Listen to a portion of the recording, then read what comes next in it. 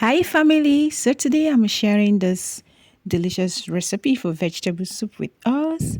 I bet you watch this video to the end and see how I made this pot of goodness. Yeah, it's so nice. It tastes so good, trust me. Okay, for this recipe we have our proteins. Here we have the beef, goat's meat, we have pomo, we have dry catfish, and of course periwinkle and some grounded crayfish. Okay, so for this soup I washed my beef and my goat meat and marinated it with salt only for about 1 hour, and then I transferred into the pot together with the omo. Add some salt, a little bit salt, and add some pepper and onions, a little bit of water, and allow it to cook. Yes, I have to cook it very soft. Okay, then I go ahead and wash my catfish, the dry fish. This is dry catfish. I like to wash it with warm water or hot water, just take out the extra oil and all that, any form of dirt. And after I've washed it, I rinse it again with cold water and I transfer it into the pot of the meat that is already cooking. But then you have to wait for the meat to cook for a while, like 10 minutes before you transfer the fish. Yes, this is because fish actually cooks faster. Okay, so I add the onions and the pepper and the crayfish and allow it to simmer again. Cook for another 5 to 8 minutes on a low heat. I'm using stainless pot, and most of the times I cook with stainless pot, so I cook on a low heat. Okay, so this is it.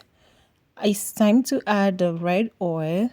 Use a very good red oil. Very good palm oil will give the soup the color, the taste that it deserves.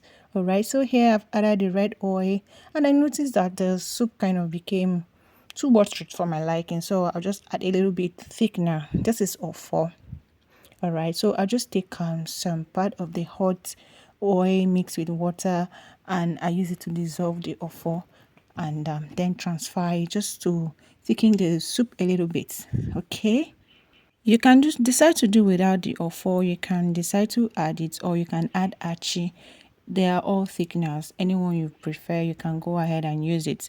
So guys, if you have watched this video to this point, please kindly give this video a like, share, drop a lovely comment. Okay, subscription is free, so go ahead and subscribe. All right, so as you just saw, I washed my vegetables, sliced them and kept, and now it's time to add the periwinkle.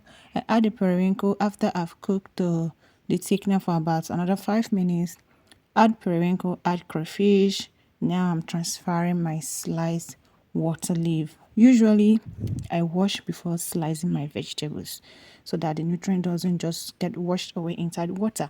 So I transfer the water leaf and cover it, allow it to simmer for about approximately 60 seconds, and I give it a good stir. Yes, give it a good stir, allow it to simmer again for a few seconds, and after then I'll go ahead and add the vegetable, the ugu leaf. For this soup, and because it's also dry season, the quantity of water leaf I added, or rather the ratio of water leaf I added to that of the ugu leaf I added is just like 1:1. Yes, they're almost the same quantity.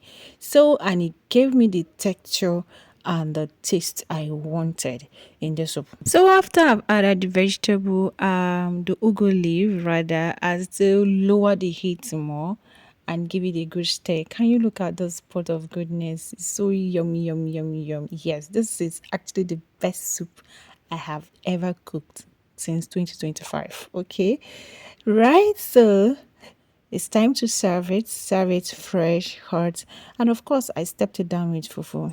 Do you want to have a taste of it? I can invite you. Yes, you can come and have a taste, but then just try and like this video, share, subscribe to my YouTube channel, and follow my Facebook page. One thing I want you to take home from this video is that when you're preparing vegetable soup, as much as possible, try to make your stock very little. Cook your meat with very little water, because the water leaf you're going to add is still going to render some water inside the soup, as well as the oil. When you saw when I added the oil, it became a bit more watery. So make your stock very little so that the soup doesn't turn out to be so watery.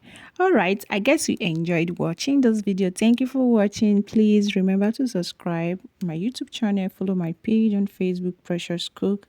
Drop a lovely comment. Are you going to be trying this my recipe? Let me know in the comment section. Thank you guys for watching.